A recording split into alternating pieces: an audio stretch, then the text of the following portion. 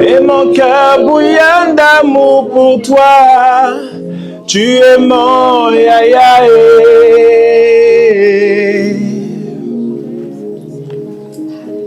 Les chantarabahados. Nous élevons ton nom, Jésus. Oh, Rabbi. Nous avons besoin de ta présence, Seigneur, cet après-midi. Encore une fois, viens nous visiter. Encore une fois, viens nous parler. Encore une fois, viens toucher une vie. Encore une fois, Seigneur, que ton esprit nous visite. Seigneur, que ton esprit nous touche. Nous avons besoin de ta présence. Les charabados, c'était. Oh, Rabbi, Rabbi, Rabbi, Rabbi, Rabbi, Rabbi, Rabbi, Rabbi, Rabbi, Rabbi. Assieds-toi royalement. Les choses. Alléluia. Je veux bénir Dieu pour la vie de mon Père spirituel. Amen. Le révérend Père Dolski, j'aurai sur vous. Est-ce que tu peux acclamer le Seigneur pour sa vie? Je rends grâce à Dieu aussi pour la vie de Maman P. la Royale. Est-ce que tu peux acclamer le Seigneur pour notre mère spirituelle? Alléluia. Ce matin, j'ai un message pour toi. Amen. Tu vas prendre ta Bible dans Matthieu 7, versets 21 à 23. J'espère que c'est bon, hein? Tout est OK. OK. Ça ne bug pas, hein, le direct. J'y tiens. Matthieu 7, versets 21 à 23. Je lis la parole. Matthieu 7 à partir du verset 21. Oui. Ceux qui me disent Seigneur, Seigneur, n'entreront pas tous dans le royaume des cieux. Mais celui-là seul qui fait la volonté de mon Père qui est dans les cieux. Plusieurs me diront en ce jour-là, Seigneur, Seigneur, n'avons-nous pas prophétisé par ton nom? N'avons-nous pas chassé des démons par ton nom? Et n'avons-nous pas fait beaucoup de miracles par ton nom? Alors je leur dirai ouvertement. Je vais leur dire. Je ne vous ai jamais connu. Jamais je ne vous ai connu. Retirez-vous de moi, vous qui commettez l'iniquité. Alléluia. Alléluia. Acte 19, le verset 13 à 17. Aujourd'hui, on va lire un peu beaucoup. Et ensuite, je vais vous donner ce que Dieu m'a mis à cœur pour vous ce matin. Vas-y. Acte 19. Acte 19 à partir du verset 13. Oui. Quelques exorcistes juifs ambulants essayèrent d'invoquer sur ceux qui avaient des esprits malins le nom du Seigneur Jésus en disant Je vous conjure par Jésus que Paul prêche. Ceux qui faisaient cela étaient les 7 fils de Séva, juifs, l'un des principaux sacrificateurs. L'esprit malin leur répondit Je connais Jésus. Je connais Jésus. Je sais qui est Paul. Je sais qui est Paul. Mais vous, qui êtes-vous? Vous êtes qui? Et l'homme dans lequel était l'esprit malin s'élança sur eux, se rendit maître de tous deux, les maltraita, les a maltraités, de telle sorte qu'ils s'enfuirent de cette maison, nus et blessés. Ok. Alléluia. Amen. Troisième passage et dernier pour le moment. Matthieu 17, versets 14 à 21. Matthieu 17, à partir du verset 14. Oui. Lorsqu'il fut arrivé près de la foule, un homme vint se jeter à genoux devant Jésus et dit, Seigneur, aie pitié de mon fils qui est lunatique et qui souffre cruellement. Il tombe souvent dans le feu et souvent dans l'eau. Je l'ai emmené à tes disciples, ils n'ont pas pu le guérir. Les disciples n'ont pas pu le guérir. Verset 17. Race incrédule et perverse. Répondit Jésus. Jusqu'à quand serai-je avec vous? Quelqu'un qu'on dit race incrédule. Jésus se retourne vers ses disciples, et je l'ai dit la dernière fois. Il dit à ses disciples, bande d'incrédules. Incrédule, actuellement, on peut dire quoi? Sans intelligence. Bande de sans intelligence. Encore. Bande d'imbéciles, quoi. Alléluia. Imaginez-vous Jésus qui se retourne. Nous, aujourd'hui, dans notre monde, le pasteur m'a parlé mal, je ne viens plus à l'église. Jésus se retourne vers ses disciples et il leur dit, bande d'incrédules, sans intelligence. Et ensuite, répondit Jésus, jusque à quand serai-je avec vous? Jusque à quand vous supporterez-je? Amenez-le-moi ici. Amenez-le ici. Jésus parla sévèrement au démon. Jésus parle au démon. Il sortit de lui. Sort. Et puis le démon sort. Et l'enfant fut guéri à l'heure même. Et l'enfant est guéri. Acclame le Seigneur pour la parole. Le thème de ce message, de mon message de ce matin, c'est l'importance des cérémonies. Alléluia. L'importance des cérémonies. Je vais vous dire des choses. Je suis encore dans l'introduction, mais je vais vous dire des choses assez poussées aujourd'hui pour que vous sachiez dans quelle église vous êtes. Alléluia. Dis à celui qui est à côté de toi l'importance des cérémonies.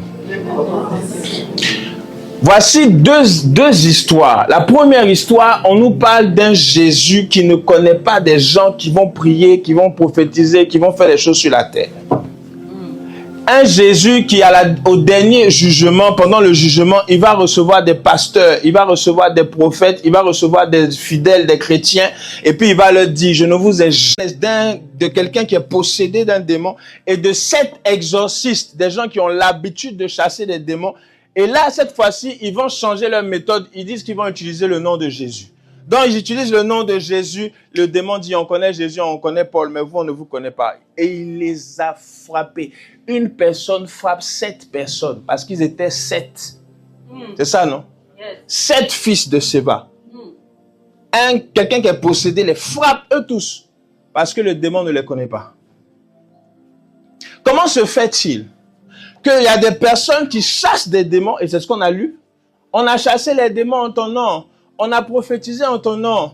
Et la Bible dit, je ne vous connais pas. Donc comment se fait-il que d'un côté, on a une personne qui n'est pas connue par Dieu, mais qui a la capacité de chasser un démon. Et de l'autre côté, on a une personne qui n'est pas connue par Dieu et qui n'est pas connue par le démon, et qui s'amuse à chasser les démons. On a l'impression que la Bible est contradictoire. Comment se fait-il qu'il y a quelqu'un qui arrive à dire au nom de Jésus sort? La personne, le démon sort, mais Jésus ne connaît pas cette personne qui a prié. C'est ce que la Bible dit. Et comment se fait-il que de l'autre côté, on a les démons qui ne reconnaissent pas la personne qui prie? Bien-aimé, je suis venu te dire que dans ta vie spirituelle, dans ta vie chrétienne, si tu n'es pas connu par Satan, tu as un problème. Si tu n'es pas connu par Dieu, tu as un problème. Si tu es connu par Satan et tu n'es pas connu par Dieu, ou si tu es connu par Dieu et tu n'es pas connu par Satan, il y a un problème. Un patriarche a dit, le jour où moi et puis le diable, c'est-à-dire dans ma vie, si je n'ai pas de difficulté un jour, ou si je n'ai pas affaire à Satan un jour, je vais me poser la question, est-ce que entre Dieu et puis moi, ça va? Je vais reprendre. Le jour où je vais me rendre compte que ma vie va bien, tout marche correctement, Satan ne me cherche pas de problème, je vais me poser la question, est-ce que entre moi et puis Dieu, ça va? Parce que normalement, si je suis enfant de Dieu, je dois être attaqué. Satan doit m'attaquer pour me déstabiliser. Simon, le diable vous a cherché pour vous cribler comme le froment, mais j'ai prié pour toi. Bien-aimé, je suis venu te dire en introduction, il est important que vous soyez connus par Satan et par Dieu. Pas par une seule personne, mais les deux mondes. Alléluia. Aujourd'hui, on remarque, qu'est-ce qui fait la force d'une église? C'est la capacité des fidèles à être exaucés. On ne va pas à l'église par mode. On va à l'église parce qu'on trouve dans cette église la paix du cœur. Mais surtout parce que dans cette église, je suis exaucé. Donc le jour où tu n'es pas exaucé, viens me voir, viens voir le pasteur Kassa. Je ne suis pas exaucé, il y a un problème dans ma vie. On va t'aider dans la prière. Et le Dieu de notre Père va t'exaucer. Donne-moi un amen. Amen. Acclame le Seigneur, tu peux. Et voilà la troisième histoire. Je suis encore dans mon introduction. On se retrouve face à des disciples de Jésus, des personnes qui ont mangé avec Jésus, qui ont tout fait avec Jésus, qui ont appris des codes avec Jésus. Ce jour-là, on envoie quelqu'un qui est possédé. Le possédé vient. Les disciples imposent la main. Sors, esprit mauvais qui fatigue cet enfant. Sors. Le papa dit, l'esprit dit, je ne sors pas. Les disciples se disent, mais attends, notre maître nous a montré des choses. Sors, je ne sors pas. Et le papa prend son enfant et dit, bon, les disciples, là, vraiment, on va emmener l'enfant vers votre maître. Donc, il soulève son enfant, il l'emmène devant Jésus. Et il dit à Jésus, tes disciples, là, ils n'ont pas pu chasser le démon. Fais quelque chose pour mon fils, s'il te plaît. Il souffre. La Bible dit que Jésus ne va pas se retourner tout de suite vers le cas. Jésus va se retourner vers ses disciples et il va leur dire, bande d'incrédules. Regardez, je vous ai dit, d'un côté, on a des gens qui chassent les démons. Les démons partent, mais Jésus ne les connaît pas. Suivez-moi bien. Et d'un autre côté, on a quelqu'un qui chasse les démons et le démon refuse l'autorité de cette personne. Et le démon frappe la personne.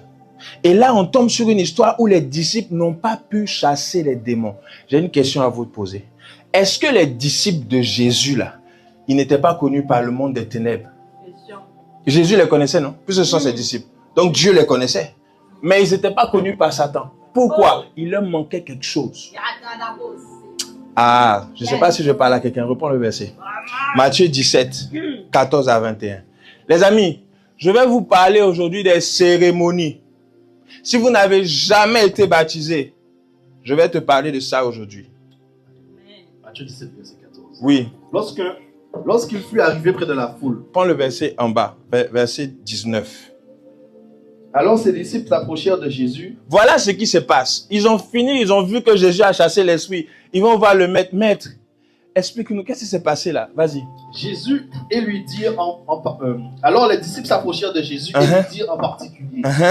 Pourquoi n'avons-nous pas pu chasser ce démon? Mais pourquoi? Qu'est-ce qui s'est passé, maître? Explique-nous. Parce que Satan nous connaît puisqu'on était disciples. Et toi, tu nous connais. Donc, comment se fait-il que j'arrive pas à chasser un démon? Et Jésus leur dit quoi? C'est à cause de votre incrédulité. Parce que vous ne croyez pas. Et puis quoi? Il leur dit, je vous dis en vérité, si vous aviez de la foi comme un grain de sénévé. Ta foi peut être comme un grain de sénévé. Le grain de sénévé, c'est comme le grain de riz. Petit grain de riz. Ta foi peut être petite comme ça. Continue. Vous direz à cette montagne. Vous direz à cette montagne. Transporte-toi d'ici et là. Transporte-toi de là à là. Et elle se transporterait. Et la montagne va se transporter. Rien ne vous sera impossible. Rien ne vous sera impossible. Ensuite. Mais cette sorte de démon. Jésus leur dit maintenant, voilà le problème. Ce type de démon-là. Ne sort que par la prière et par le jeûne. Il sort par la prière et par le jeûne. Ça veut dire que si vous ne faites pas ces deux choses, ce sorte de démon ne sortira pas quand vous prierez. Yes. Si vous ne faites pas le jeûne et la prière, si vous ne jeûnez pas et que vous ne priez pas, ce type d'esprit-là va vous résister. C'est ce que Jésus était en train de dire à ses disciples. Yes. Les amis, le jeûne et la prière sont importants dans la vie chrétienne. Si tu ne jeûnes pas et que tu ne pries pas, il y a des esprits qui vont te résister. Tu peux venir à l'église 10 ans, 15 ans, 20 ans. Malgré tout ça, il y a des esprits qui te résistent et tu as du mal à avancer. Dis avec moi le jeûne. Le jeûne. Dis avec moi la prière. La prière. Les deux combinés font qu'il y a des esprits qui vous quittent. On n'a même pas besoin de prier pour vous. Parce que vous jeûnez beaucoup. Parce que vous priez. Il y a des esprits qui partent. Alléluia. C'est pour ça que je dis, il est important parfois de faire un bilan de ta conversion. Quelle est la raison qui t'a amené à devenir chrétien et chrétienne? Qu'est-ce qui t'a amené à devenir chrétien? Est-ce que c'est un exaucement? Est-ce que c'est parce que quelqu'un t'a amené à l'église? Et depuis que tu es chrétienne, ou bien c'est parce que maman et papa vont à l'église? Pose-toi la question. Pourquoi est-ce que tu es chrétien? Est-ce que c'est parce que tu as peur de l'enfer? Pose-toi la question. Pourquoi est-ce que je suis chrétien? Écoutez, même si on est petit comme ça, comme les enfants de maman Nathalie, même si on est petit comme ça, à un moment donné de ta vie, tu dois faire une rencontre avec Dieu. Si tu ne fais pas de rencontre avec Dieu, tu peux suivre maman et papa à l'église. Quand tu vas grandir, je vous assure, je connais plein de gens comme ça. Tu vas abandonner l'église, tu vas partir. Habituez-vous à suivre maman et papa. Mais un jour, toi-même, tu dois faire ton expérience. C'est ce qui m'a changé. Hein. Moi, j'étais quelqu'un de colérique avant. Je pouvais casser une porte parce qu'on m'a énervé. J'étais très colérique. Je peux me fâcher, je m'enferme dans la chambre. Quand j'étais plus petit. J'étais tellement colérique qu'un jour même, j'ai cogné quelqu'un à l'école. On m'a suspendu 3 jours. Mon père m'a bastonné correctement. Comment tu vas à l'école pour te battre? Bien aimé, il faut que vous fassiez votre rencontre avec Dieu. Une rencontre personnelle qui va changer votre manière de faire, votre manière de prier, votre manière d'agir en tant qu'enfant de Dieu. Cette rencontre-là, elle doit être. Ça doit se passer. Alléluia. Mais j'aimerais vous dire ceci. Lorsque vous êtes chrétien, il y a des niveaux. Je vais vous expliquer quelque chose. Les disciples de Jésus n'ont pas reçu le Saint-Esprit uniquement à la chambre haute. Qui sait ça? Si tu sais, lève la main. Si tu ne sais pas, lève la main. Il y a des personnes qui ne lèvent pas la main. Je reprends. Si tu ne sais pas que les disciples n'ont pas reçu le Saint-Esprit uniquement à la chambre haute, lève la main. Si tu ne sais pas. Lève bien, je veux voir. Ok, baisse ta main. Qui sait que les disciples ont reçu le Saint-Esprit en dehors de la chambre haute? Lève ta main. Ok.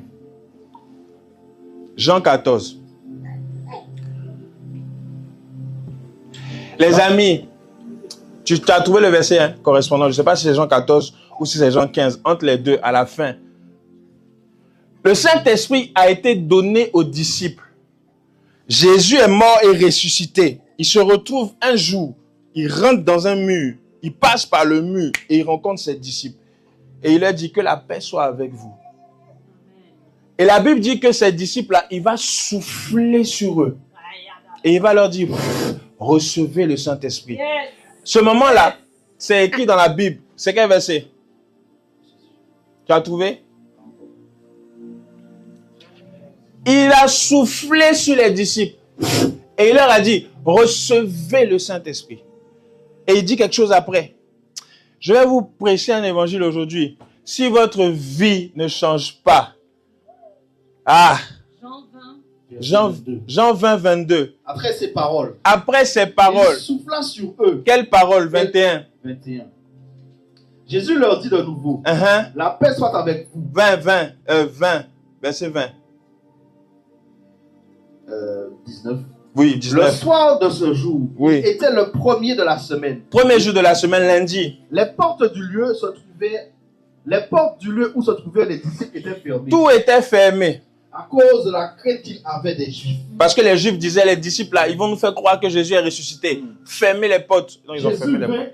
Se présenta au milieu d'eux. Jésus passe par le mur et puis il vient devant eux. Et il leur dit, la paix soit avec vous. Soyez en paix. Et quand il dit cela, il montra ses mains et son côté. Regardez, c'est bien moi. On m'a percé les mains, on m'a percé le côté. J'étais sur la croix il y a quelques jours. Maintenant, je suis ressuscité, je suis devant vous. Continue. Les disciples furent dans la joie en voyant le Seigneur. Oui. Jésus leur dit de nouveau. Jésus leur dit. Que la paix soit avec vous. Encore, que la paix soit avec vous. Comme le Père m'a envoyé. Comme le Père m'a envoyé. Moi aussi je vous envoie. Moi aussi je vous envoie. Après ces paroles. Après toutes ces paroles. La Bible dit qu'il va souffler sur eux. Et leur dit. Et il va leur dire. Recevez le Saint-Esprit. Continue. C'est pas fini. Hein. Il leur dit recevez. Le Saint-Esprit que je vous donne là, c'est pour quelque chose. Écoutez. Vas-y. Ceux à qui vous pardonnerez les péchés. Ceux à qui vous allez pardonner leurs péchés. Ils leur seront pardonnés. Moi, le Père, je vais les pardonner ça. Et ceux à qui vous les retiendrez, ils leur seront retenus. Continue. Thomas appelé l'un des douze, n'était pas avec eux lorsque Jésus vint. Oui. Les autres disciples lui dirent, nous avons vu le Seigneur. C'est bon. Voilà le pouvoir qu'il donne à ses disciples. Première réception du Saint-Esprit, ce n'était pas pour aller faire prédication, pour aller prêcher ou pour aller imposer les mains aux malades. Première chose, voilà le pouvoir que je vous donne. Ceux à qui vous pardonnerez, je leur pardonnerai. Ceux à qui vous ne pardonnerez pas, je leur pardonnerai pas. Les disciples de Jésus n'étaient pas n'importe qui. Première dose du Saint-Esprit. Voilà le pouvoir qu'il donne. La deuxième dose du Saint-Esprit, c'est à la chambre haute. Et là, il va leur dire, à partir de dorénavant, voici les miracles qui accompagneront ceux qui auront cru. En mon nom, vous chasserez les démons. En mon nom, vous imposerez les mains aux malades et les malades seront guéris. C'est à ce moment-là que les disciples ont reçu l'autorité de chasser les démons. Bien aimé, il y a une différence entre accepter Jésus et puis marcher avec Jésus. Il y a une grande différence. Vous pouvez accepter Jésus et puis vous ne marchez pas avec lui. Vous êtes à l'église, on vous connaît. Vous allez monter au ciel. Jésus va dire, je ne vous connais pas. Parce que les personnes à qui on a dit, on a prophétisé en ton nom, on a chassé les démons en ton nom, Seigneur, tu ne nous reconnais pas, c'est nous, c'est moi, tu ne me reconnais pas. Dimanche, j'étais là à Paris, j'ai prêché, j'ai prié pour quelqu'un. Oui, mais je t'ai jamais connu. My God, jamais cela sur ma vie. Jamais. Et c'est pas pour toi, hein. Mais moi, je ne veux pas faire 2 ans où tu es là, tu prêches tous les dimanches, tu parles aux gens. Et puis tu arrives devant Dieu, Dieu te dit, je ne te connais pas. Ish! Tout ce que j'ai fait sur la terre, dis avec moi jamais. Jamais. Cela ne m'arrivera pas. Donc, bien aimé, il y a des niveaux, il y a des degrés dans la spiritualité, dans la vie chrétienne. Vous ne pouvez pas avoir reçu le Saint-Esprit. Et puis, laissez-moi vous dire que le parler en langue, là, ça ne veut pas dire que tu as reçu le Saint-Esprit. C'est vrai, ils sont venus, ils ont été baptisés du Saint-Esprit, ils ont parlé en langue. Oui, mais ça ne veut pas dire que... Parce qu'il y a des personnes qui parlent en langue, mais quand vous regardez leur vie ressemble à des païens. Et tu parles en langue.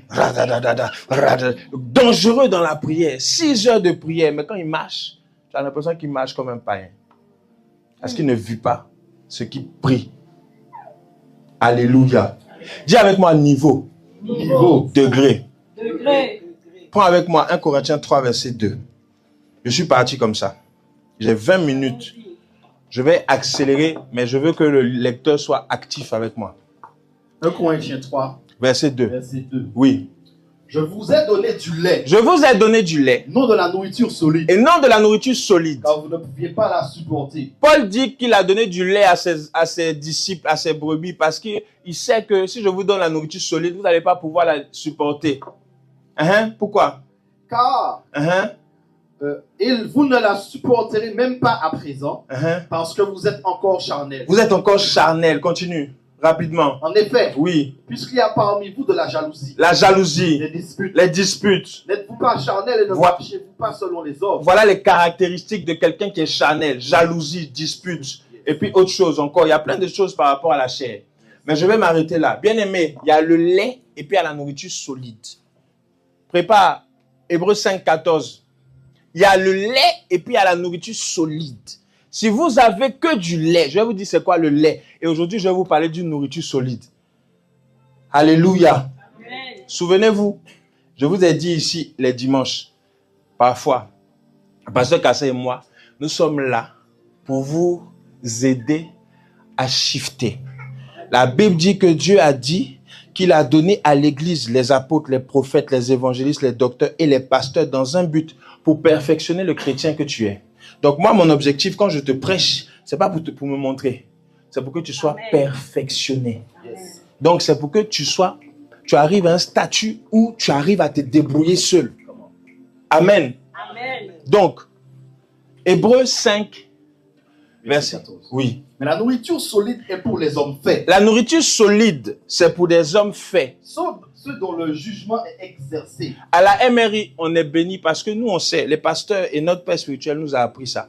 Nous, on sait qu'on vous respecte. On doit vous respecter et on vous respecte. Donc, moi, je ne peux pas venir le dimanche, tous les dimanches. Je vais venir un dimanche, peut-être je vais vous parler de la sanctification. Mais je ne vais pas venir tous les dimanches vous prêcher la sanctification. Pourquoi? Parce que je ne vous considère plus comme des bébés. Quelqu'un qui prêche la sanctification du 1er janvier au 31 décembre, à part la sanctification, il y a quoi d'autre dans le royaume de Dieu, dans la parole de Dieu? Prêche-nous l'évangile. Jésus n'a pas prêché la sanctification aux disciples. Allons, Hébreux 5, 14. Vas-y. Hébreux 5, 14. Oui. Oui. exercé par l'usage à discerner ce qui est bien et ce qui est mal. Voilà les adultes, oui. C'est fini?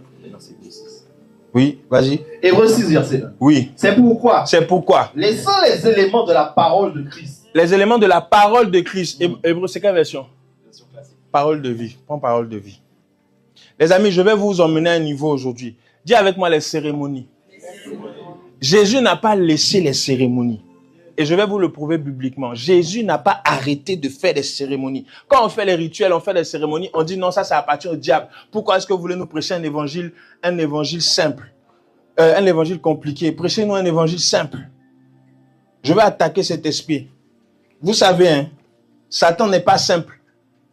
Satan, il peut apparaître devant toi, tu vas croire que c'est un ange de Dieu. Satan, il peut te faire des propositions si tu n'es pas solide. Je connais une chante, très grande chante, je vais taire son nom. Le diable lui a fait une proposition. Un jour, elle dormait. Le diable a apparu devant elle en ange de lumière. Il lui a dit, tu as un talent énorme. Je te donne ça. Il lui a montré tout, mais à une condition. Tu me donnes ton âme. Donne-moi ton âme et puis je te donne ça. Cette gloire que tu vois là. Il lui a montré elle debout devant des stades. Elle debout devant des foules en train de chanter. Les gens tombent. Il y en a qui partent en transe. Le diable lui fait une proposition. La fille a refusé, parce qu'elle est chrétienne, refusé la proposition du diable. Catégoriquement, elle a crié au nom de Jésus, éloigne-toi de moi. Le démon le Satan est parti parce qu'il n'a pas réussi. Mais il y a des personnes qui ont accepté ça et qui vous font croire derrière la chair qu'ils sont chrétiens. Ces personnes-là, Jésus va leur dire au dernier jour, je ne vous ai jamais connus. C'est pour ça qu'on ne vient pas se mettre là pour prêcher. Si au préalable, il n'y a pas une rencontre entre toi et Dieu, je vais prier, chercher Dieu. Qu'est-ce que je vais dire au peuple dimanche? Parce que tu ne peux pas venir ici et puis nous raconter n'importe quoi, ta vie. On a besoin d'avoir une nourriture solide. Continue, Hébreux 6.1. Hébreux 6.1, parole de vie. Oui. C'est pourquoi. Laissons derrière nous. Le lait là, voilà ce que Paul dit par rapport au lait. Laissons derrière nous les premières leçons sur le Christ. C'est les premières leçons qu'on donne à quelqu'un qui accepte Jésus. Qui a jamais accepté Jésus ici? Donc nous tous on est chrétiens. Tout le monde a accepté Jésus, non? On a tous fait la prière du salut. Seigneur, je t'accepte comme mon Seigneur et Sauveur personnel, viens dans ma vie. N'est-ce pas? Quand vous commencez comme ça, on vous prêche, vas-y, les premières leçons de Jésus. Et passons à un enseignement d'adulte.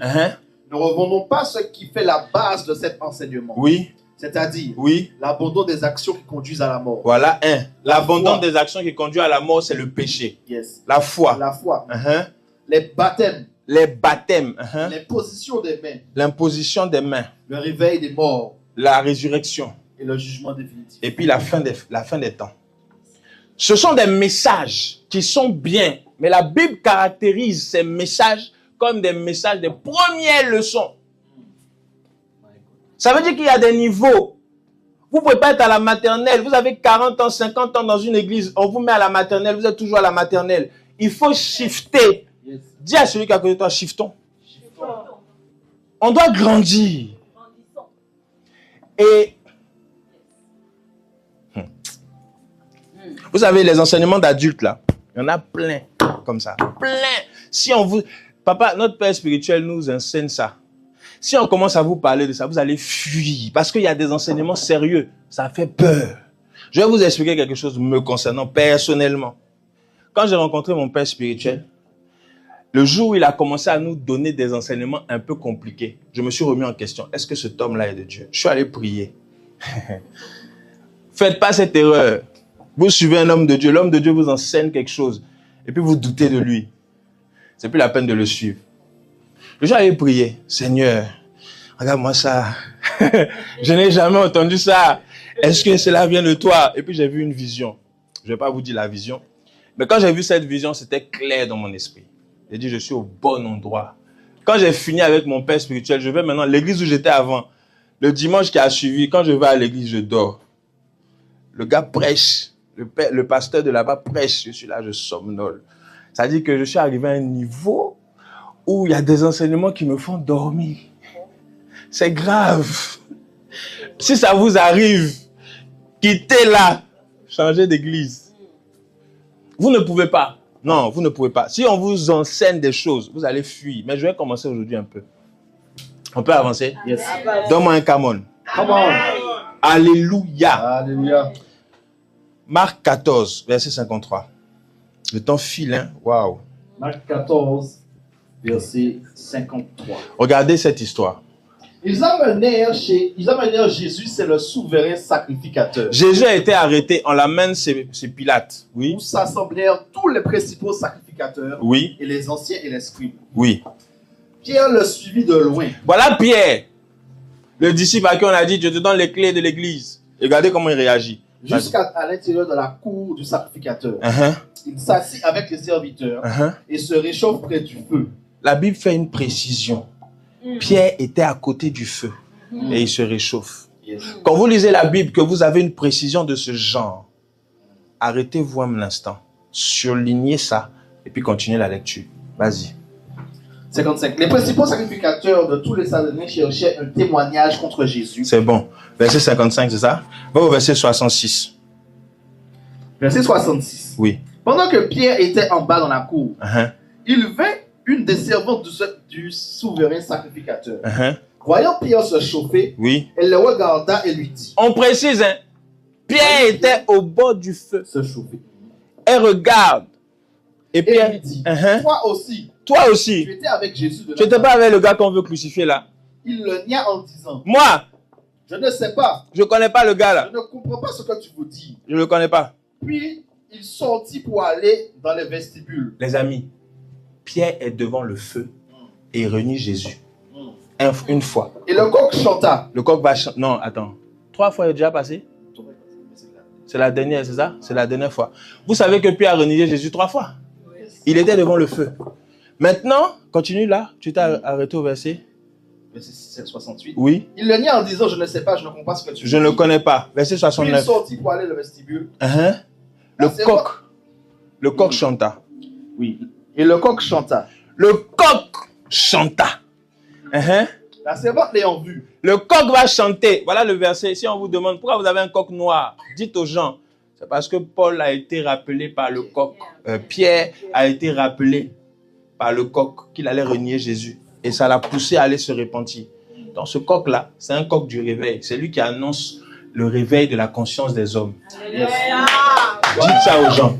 La servante l'ayant vu se mit de nouveau à dire Uh-huh. ceux qui étaient présents. Celui-ci est de ces Lui gens-là. aussi, il est de ces gens-là. Et Uh-huh. le nia à nouveau. Il nie Jésus.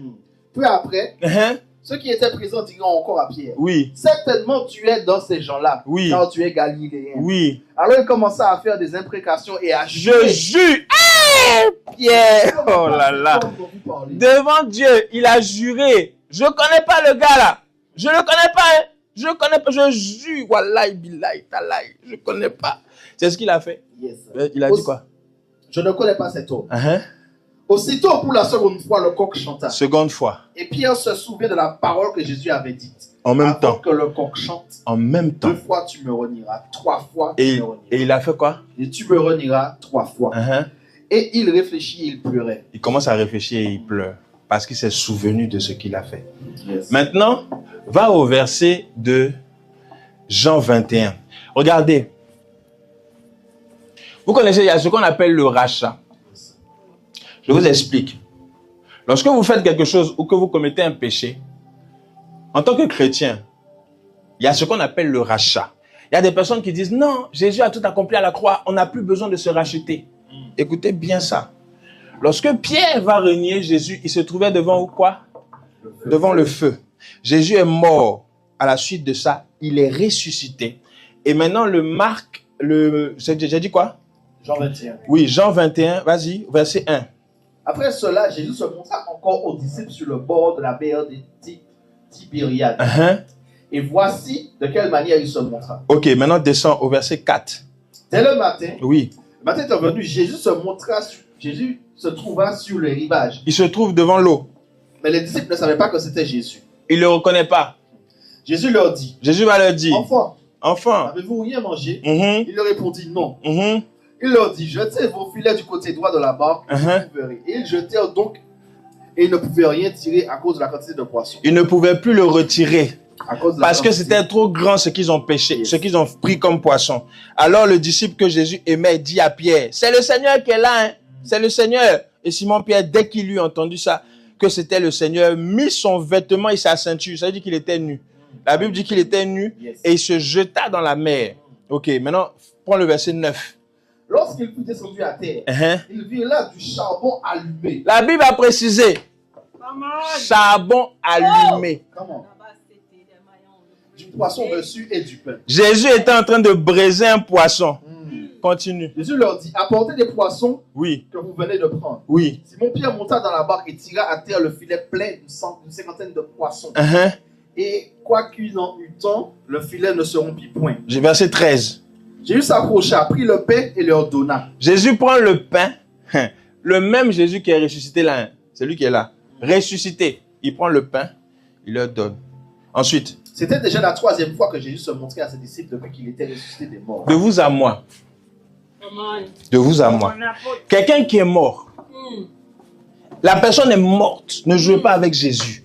Ne jouez pas avec Jésus. Quelqu'un qui est mort. Comment quelqu'un qui est mort ressuscite et puis il mange avec des gens qui sont vivants? Ça vous fait rien.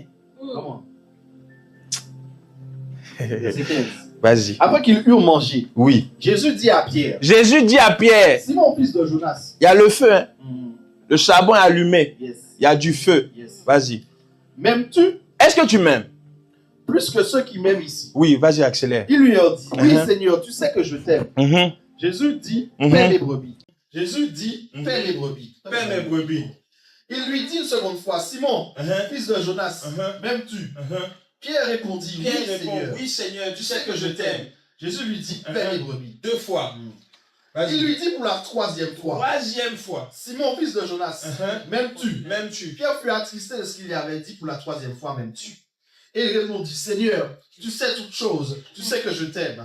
Jésus lui dit, paie mes brebis. 3 fois tu m'as renié devant Pilate. 3 fois je dois te récupérer. Yes. 3 fois tu m'as renié devant Ponce Pilate. À côté du feu, il faut que je fasse le feu pour te récupérer.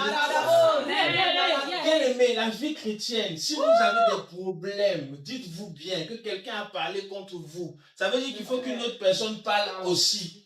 De la même manière, si on vous a détruit avec du vin et puis quelqu'un a versé, il a dit, tant que je vis, je ne fais pas, cette personne ne réussira pas, elle n'arrivera pas. Si on vous a fait ça, il faut que quelqu'un aussi autorisé prenne la même chose et puis il fait au nom de Jésus. Amen. Ça marche. Acclame le Seigneur, j'ai envie. Ne te sens pas dérangé, tu peux acclamer Dieu. Amen.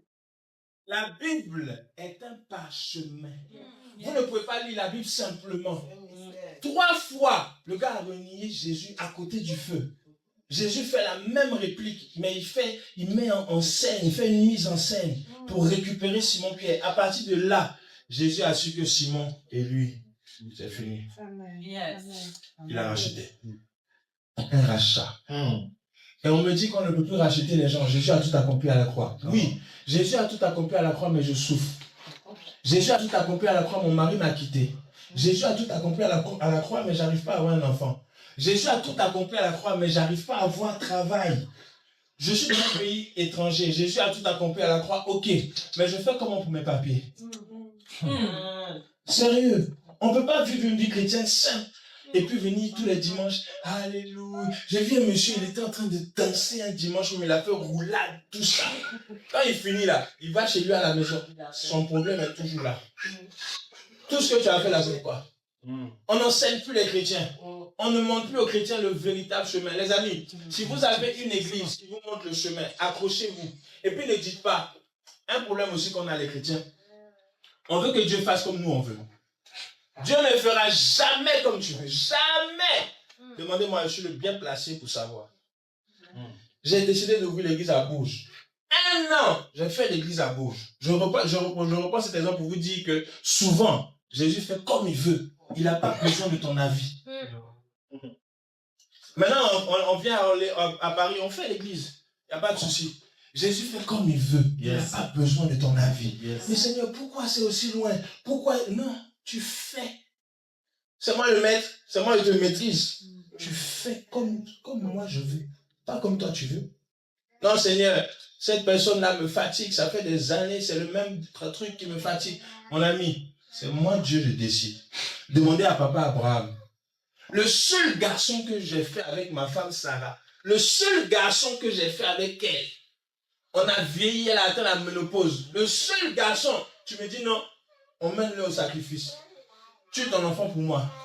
La Bible dit que le jour où Abraham a pris l'enfant, il n'a pas parlé à Sarah. Viens, on va adorer. Seigneur, on va adorer, on revient. Et puis il s'en va avec Abraham, avec Isaac. Il arrive sur l'autel. L'enfant demande à papa, mais le vieux, il y a l'adoration. Tu m'as appris que quand on adore là, il faut qu'il y ait une bête. Mais là, je ne vois pas de bête. On est deux. Tu as un couteau et puis tu as des lames pour attacher. La bête est où? Ça, c'est le petit qui pose la question à son papa. Le papa dit, Dieu se pourvoira, fils. Laisse, viens. Et puis deux serviteurs. Attendez-nous ici, hein. On va adorer. Quand il monte sur là où ils doivent adorer, Abraham prend son fils. Le fils a compris que c'était lui. Il le pose sur l'autel. Il attache son fils. Le fils dit, c'est fort, papa, c'est. Tu dois me tuer aujourd'hui. Oh, me tuer. Je suis le sacrifice. C'est, papa, c'est fort. Et puis, Abraham prend le couteau. Le seul fils.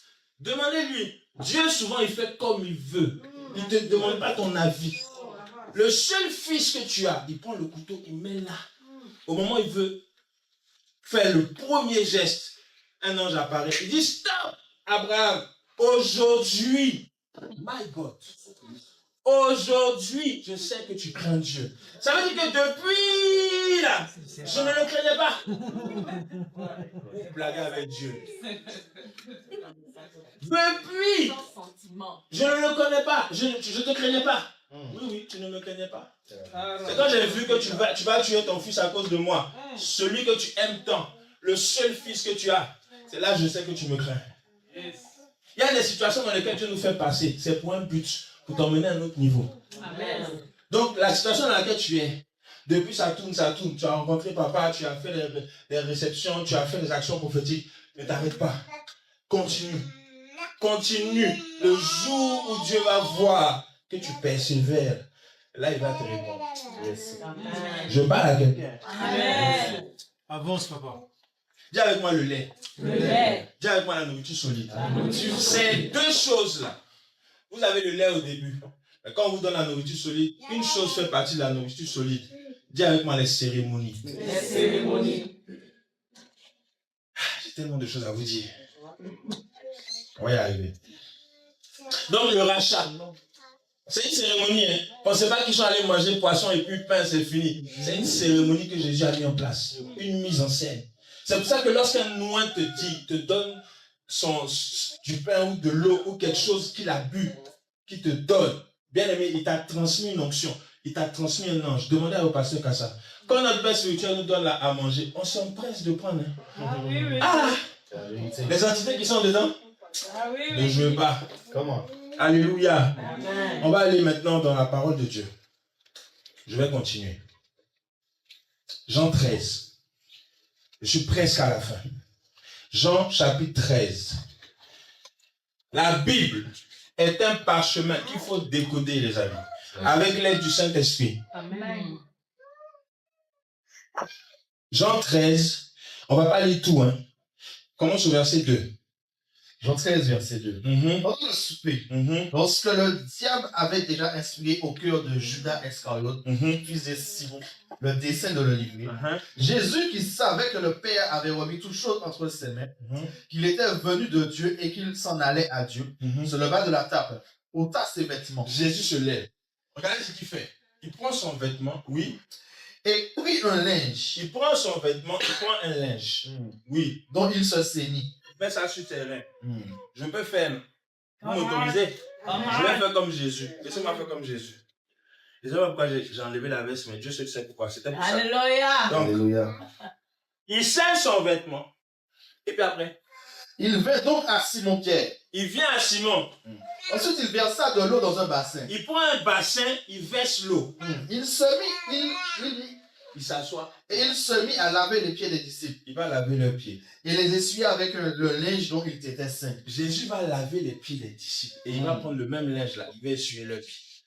Tout ce que Jésus fait a une signification. Jésus ne fait pas quelque chose en vain. Amen. Alléluia. Amen. Donc il lave les pieds des disciples. Je viens de me rappeler de quelque chose que j'ai fait. Mais je l'ai fait par ignorance. Un jour, je me suis levé comme ça. Je ne savais pas pourquoi. J'ai pris mes frères de même sang biologique. Je les ai pris, j'ai dit, venez. Asseyez-vous. Ils m'ont tous écouté. Je ne sais pas quelle foi j'avais. Je suis le dernier. Mais le jour là, je pense que Dieu était rentré en moi. Asseyez-vous. Et puis ils sont assis. Qu'est-ce que tu vas nous dire encore, toi? Le plus petit de Benjamin. Il dit, enlevez vos chaussures. Je vais dans la douche, je mets l'eau. Puis je viens, je lave leurs pieds. Comme ça, hein, je ne sais pas pourquoi. Puis je prends mon habit, je suis. En fait, il y a des actions que Dieu va vous inspirer. Ne doutez pas. Faites. Vous ne savez pas le résultat que ça va produire. Même si ça ressemble au communion. Faites. Ah oui. Yes. Continue. Yes. Il va faire quoi? Il vit donc à Simon. Pierre. Et Pierre lui dit, toi Seigneur, tu me laves les pieds. Jésus lui répondit, ce que je fais, tu ne le comprends pas maintenant, mais tu le comprendras bientôt. Voilà un excès de zèle. On dit, assieds-toi, on va laver tes pieds. Non, toi, tu vas me laver les pieds. Non, c'est moi, tu es mon papa. Je ne peux pas faire, tu ne peux pas faire ça pour moi. On dit, assieds-toi, tu ne sais pas ce qui se passe. Yes. Obéis. Jésus lui répondit, ce que je fais, tu ne le comprendras pas maintenant, mais tu le comprendras bientôt. Pierre lui dit, non, jamais tu me laveras les pieds. Il continue encore. Jésus lui dit, si je ne te lave pas, tu n'auras point de part avec moi. Pierre, si je ne lave pas tes pieds, tu ne peux pas partager des choses avec moi. Pierre, si je ne lave pas tes pieds, il y a des choses que je ne peux pas te transmettre. Yes. Pierre, si je ne lave pas tes pieds, il y a quelque chose que tu ne peux pas recevoir de moi. Je dois te laver les pieds. Pierre, assieds-toi, donne-moi tes pieds. Comment? Et puis il lui dit quoi? Simon Pierre, Le verset 10. Jésus lui dit, celui qui a lavé... Non, attends, verset 9. Yes. Simon Pierre lui dit, Oui. Seigneur, Oui. non seulement les pieds, mais encore les mains et la tête. Seigneur, j'ai compris. Ok, lave-moi les pieds, mais lave mes mains, lave ma tête. Lave tout. On dit, on veut laver que tes pieds. Calme-toi. Maintenant, Jésus lui dit quoi? Jésus lui dit, celui qui est lavé n'a besoin que de se laver les pieds pour être entièrement pur. Ouais, entièrement quoi? Pur. Voilà un rituel de purification. Amen. On dit non, on ne peut plus se purifier. Amen. Ça, quoi ça? C'est quel évangile ça? Ça sort d'où encore? Jésus a tout accompli. Quel bain de purification? Jésus a purifié ses apôtres en lavant leurs pieds. Yes. Amen. Reprends le verset. Le verset 10. Verset 10. Jésus lui dit, celui qui est lavé n'a besoin que de se laver les pieds pour être entièrement. Qu'est-ce que cela veut dire? Le lavement que Jésus parle, le premier lavement là, c'est comme ça on dit non? Premier lavement là, c'est le baptême. C'est pour ça que tout à l'heure j'ai demandé qui n'est pas encore baptisé. Je ne sais pas si je vous ai demandé ça, mais je vous le demande. Si vous n'avez jamais été baptisé, bientôt on va commencer les baptêmes à l'AML. Amen. Vous devez plonger dans l'eau. On doit vous baptiser. Yes. La Bible dit que Jésus dit à Pierre, celui qui est lavé n'a pas besoin de se laver les pieds pour être entièrement, n'a besoin que de se laver les pieds pour être entièrement pur. Et vous êtes purs, mais non pas tous. Parce que quelqu'un parmi vous va me livrer. Donc Jésus leur dit, je vais te laver les pieds.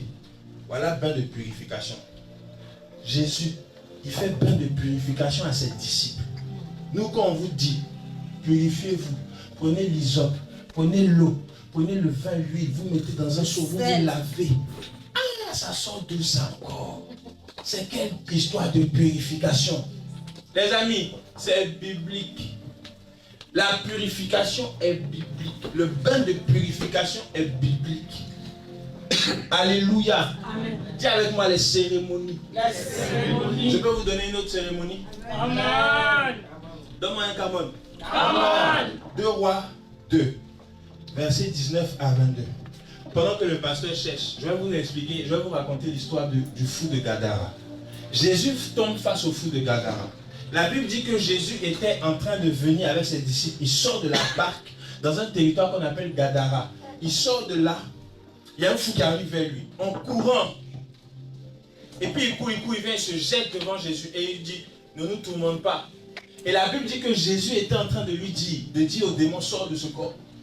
Et puis le démon dit, non.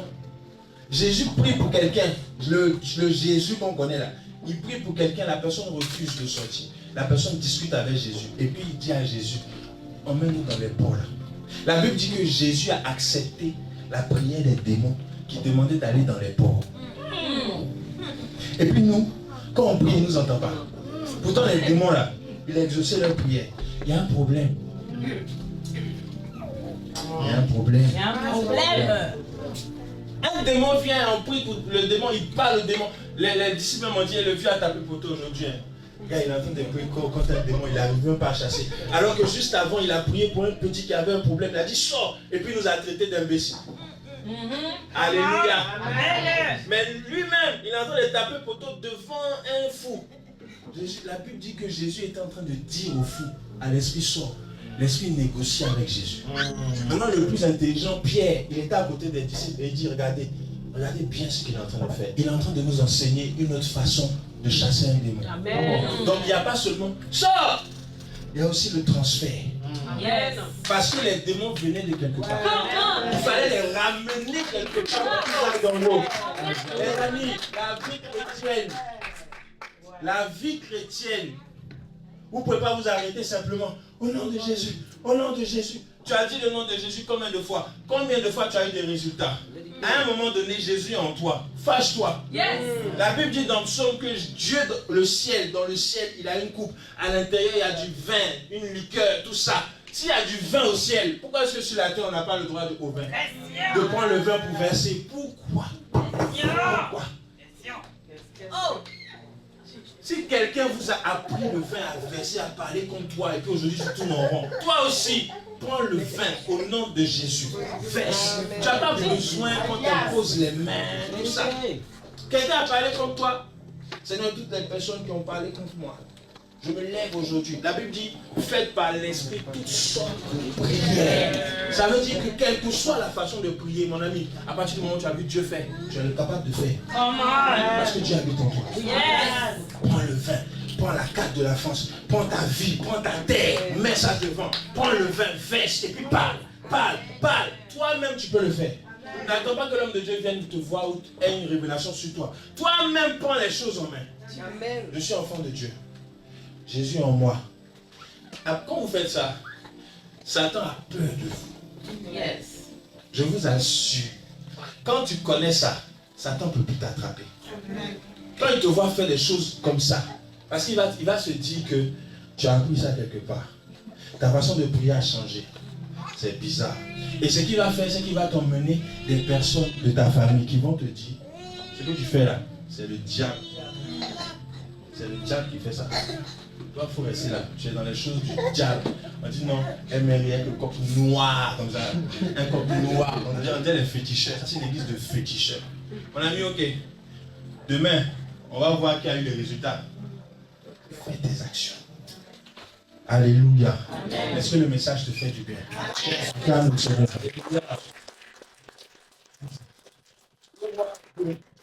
Verset 19. À partir du verset 19. Oui.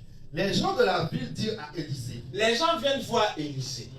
Ils disent à Élisée, oui, voici le séjour de la ville est bon, on a un problème, la ville a un problème. comme Oui. quoi mon Seigneur, mais les eaux sont mauvaises Les eaux de la ville sont mauvaises, Élisée. et le pays est stérile. Le pays est stérile, Élisée.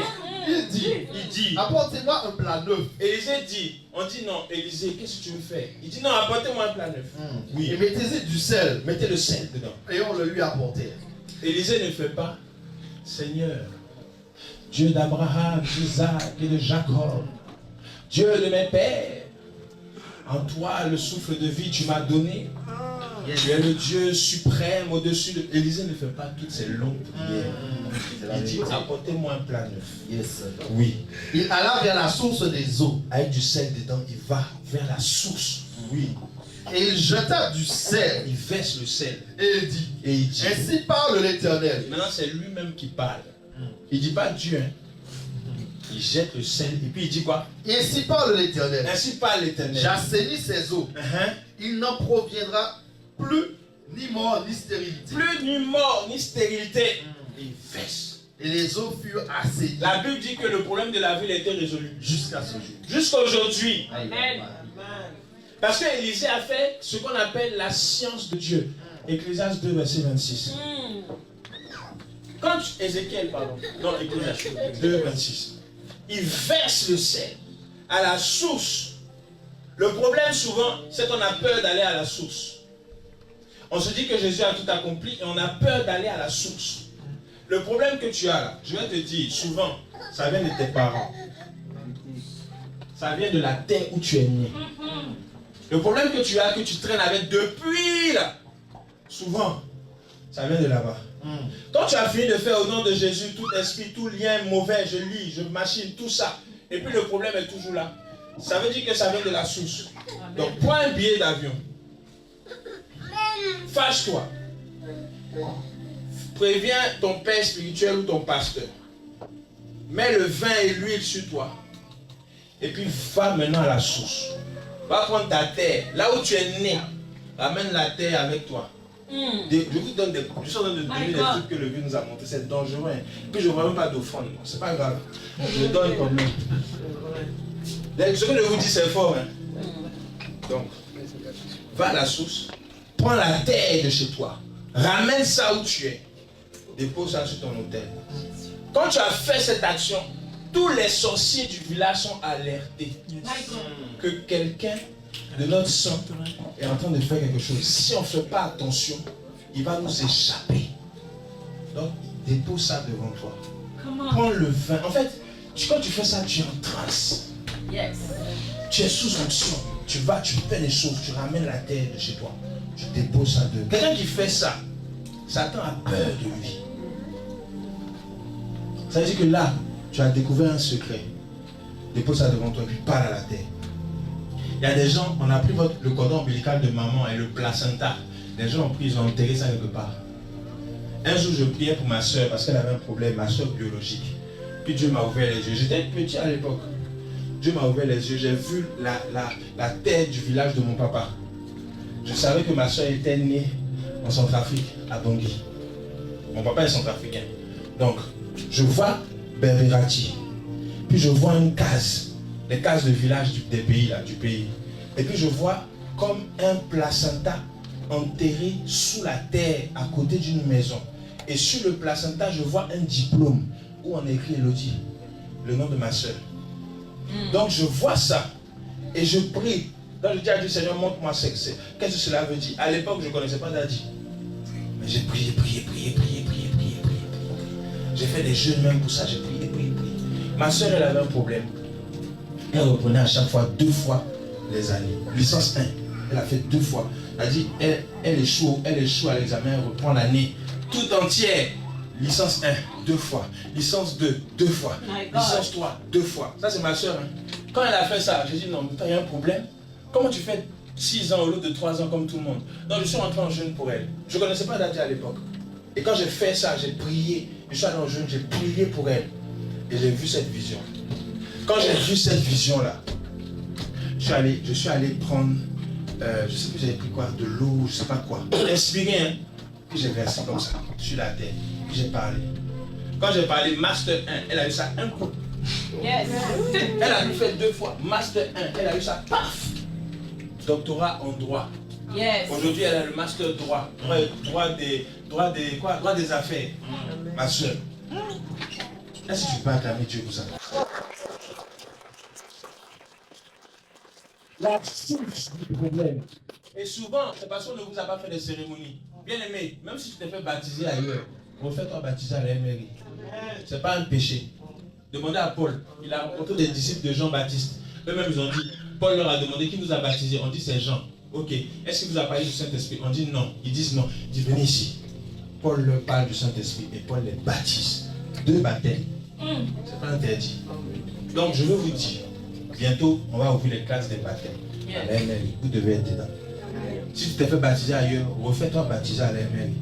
C'est aussi accepter la doctrine de cette église. Et là, les anges vont vraiment te reconnaître. Alléluia. Acclame le Seigneur. On va lire un dernier passage et nous allons prier.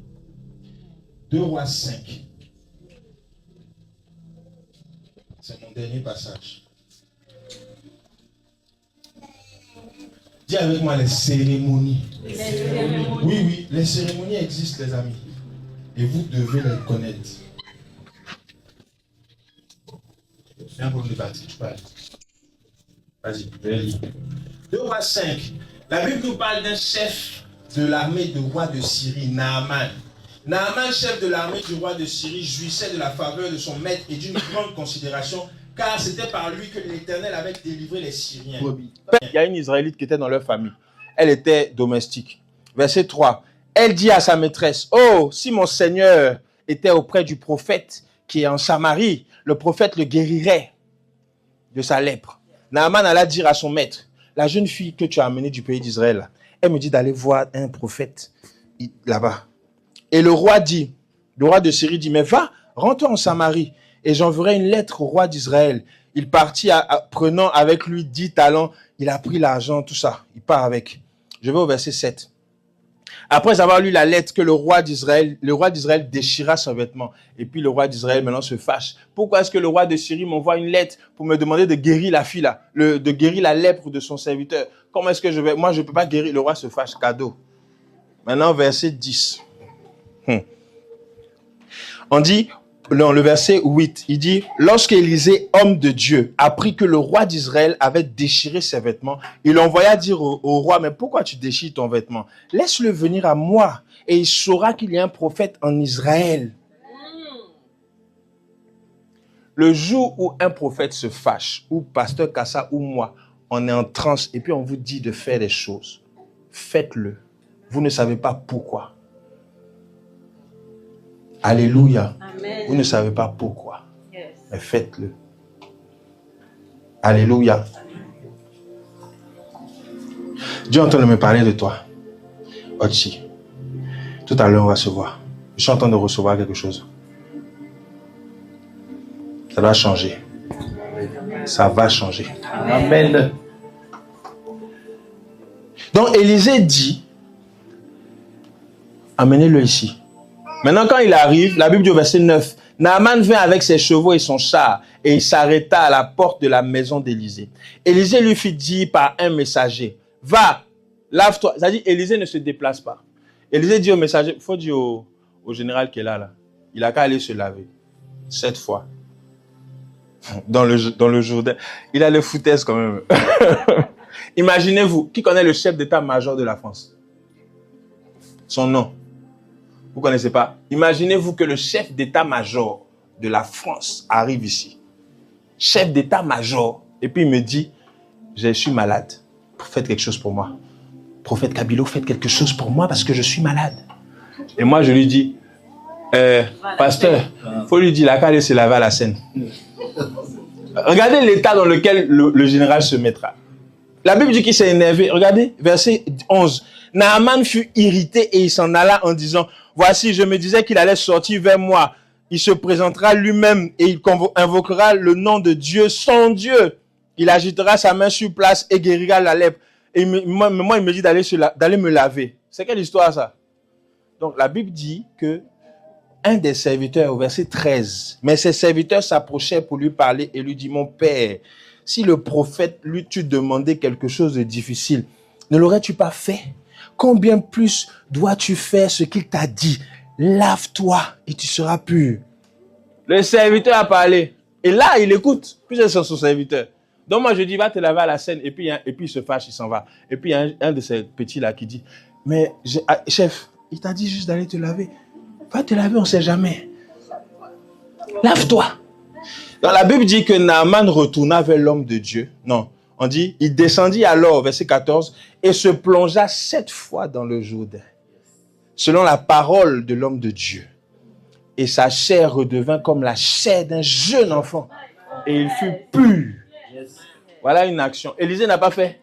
Lèpre, sors de ce corps. Non. Élisée lui dit, va te laver. Quel que soit ton rang social, il faut aller te laver. Il va se laver. La Bible dit que la lèpre va le quitter. Bien aimé, il y a des cérémonies qui vous délivrent. Qui vous délivrent. Je vais vous donner quelque chose. Si vous avez des difficultés, si vous avez un sujet de prière qui vous fatigue, prenez le psaume 3. Le psaume 3, le verset 1. Vas-y, va. Je ne sais pas pourquoi je donne ça, mais je sens le besoin de le dire. Psaume 3, le verset 1. Psaume Oui. de David à l'occasion de sa fuite devant Salomon. Uh-huh. L'Éternel, Oui, que mes ennemis sont nombreux, voilà. quelle multitude se lève contre moi. Oui, Combien disent à mon sujet, oui. plus de salut auprès de lui, auprès de Dieu. Plus de salut pour lui auprès de Dieu. Uh-huh. Mais toi, Verset 1 seulement.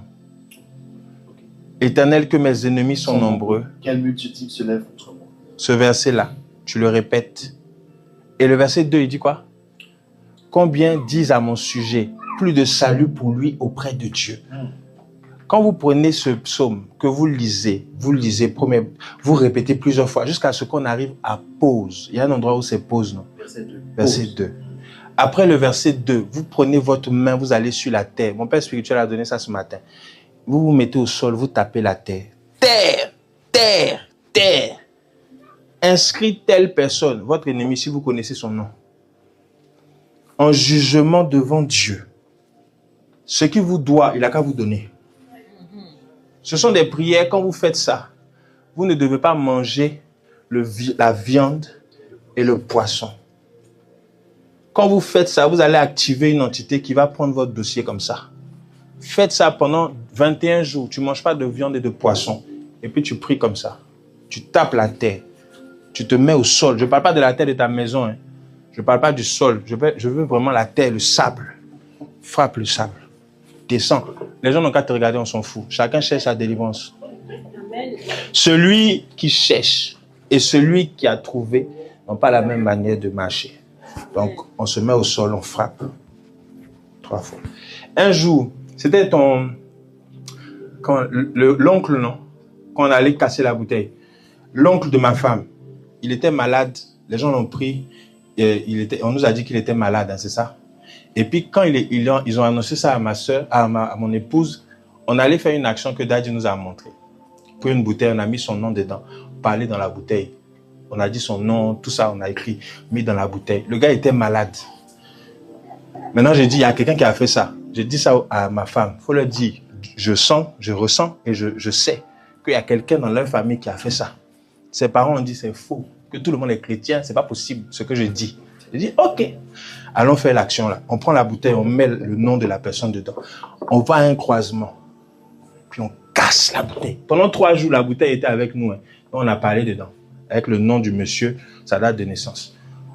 On a fini les 3 jours. Je casse la bouteille. On prend le papier, on brûle. Le lendemain, notre téléphone, ben le soir, je ne sais plus, le téléphone sonne. Ma femme décroche. On lui dit que le soir où on a fait l'action, là, bon, eux, ils ne savaient pas, mais c'était le soir où on a fait l'action. Pendant qu'on a cassé la bouteille, à l'heure là, quelqu'un est tombé là-bas. La personne qui est tombée a dit, c'est moi qui l'ai rendu malade. Donc, à partir de là, ils ont commencé à dire, faut qu'on écoute souvent Lionel, hein, parce que on ne sait jamais. Donc, on a cassé la bouteille, la personne est tombée là-bas, la fille est tombée là-bas, c'est moi qui l'ai rendu malade, machin, elle a commencé à se confesser. Maintenant, au lieu d'aller à l'église, vous reprenez le monsieur, vous l'emmenez sur un féticheur. Le féticheur l'achève, le monsieur est décédé. Ne jouez pas avec Dieu, hein. Jouez pas avec Dieu. Quand on vous donne une action, restez figé, restez concentré sur l'action qu'on vous donne à faire. Faites-la, répétez-la plusieurs fois jusqu'à avoir l'exaucement. Ne vous arrêtez pas. Ne pensez pas que Dieu va vous donner l'exaucement à l'instant T. Souvent, ça prend du temps, mais ça va arriver. Et vous priez de la bonne manière, parce que c'est une bonne façon de prier. Vous avez prié au nom de Jésus pendant des années, vous avez jeûné, tout ça, ça vous a rien apporté. Maintenant, changez votre façon de prier. La Bible dit, faites par l'Esprit toutes sortes de prières et de supplications. Alléluia. Si le message t'a fait du bien, acclame le Seigneur. Tiens-toi debout. Et tu vas prier avec moi. Acclame le Seigneur. Je t'ai donné un passage? Je t'avais donné un passage? Tu peux couper la caméra. Alléluia. Tu vas prier avec moi. La Bible dit dans Osée 4, verset 6 que mon peuple périt parce qu'il manque la connaissance. Mais je veux bénir Dieu pour cette église qui nous donne de pouvoir connaître les choses de Dieu. Dans d'autres versions, on parle de la science de Dieu. Et Ecclésiaste 2, verset 26, qu'on n'a pas lu, dit que Dieu donne à l'homme qui lui est agréable la science, la connaissance. Alléluia. Parce que c'est ce que souvent nos sujets de prière ont besoin. D'une action prophétique, de quelque chose, d'une cérémonie. Et puis il y aura des exaucements qui vont arriver. Je veux parler à quelqu'un. Ton téléphone va sonner cette semaine. Yes. Tu vas entendre une bonne nouvelle. Alléluia. À cause de ce que le message de la connaissance là est arrivé dans tes oreilles. Amen. Tu vas entendre une bonne nouvelle cette semaine. Alléluia. Je parle à quelqu'un. Alléluia. Tu vas prier avec moi. Tu vas lever ta main droite. Et tu vas dire, Seigneur, me voici devant toi. Seigneur, me voici Devant toi. Sans force et sans pouvoir. Sans force et sans pouvoir. Je suis venu te donner la gloire. Je suis venu te donner la gloire. Éternel, si je prie, Éternel, si je prie, ma main droite levée, ma main droite levée, que tous les ennemis, que tous les ennemis, toutes les personnes toutes les personnes qui en veulent à ma vie, qui en veulent à ma vie, qui veulent que je reste dans l'échec, qui veulent que je reste dans l'échec, dans la honte, que ces personnes-là disparaissent de la surface de la terre. Au nom de Jésus, élève ta voix et commence à prier. Les chatalabado sipra, les katapahado santa labaha, prie. Que ces